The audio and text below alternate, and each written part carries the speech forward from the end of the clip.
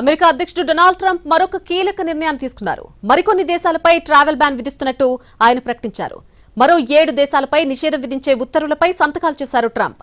ఇప్పటికే 12 దేశాల మీద ఫుల్ బ్యాన్ విధించారు యుఎస్ ప్రెసిడెంట్. తాజాగా Laos, Sierra Leone, Burkina Faso, Mali, Niger, South Sudan, సిరియాపై పూర్తి నిషేధాన్ని విధించారు.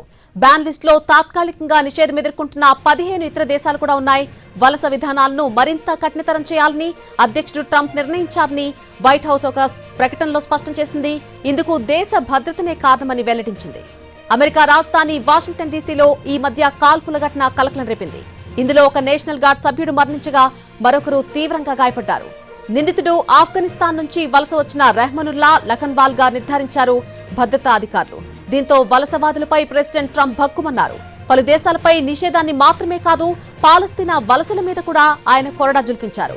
పాలస్తీనా అథారిటీ జారీ చేసిన ప్రయాణ పత్రాలు కలిగిన వారికి కూడా ఈ పరిమితులు వర్తించనున్నాయి.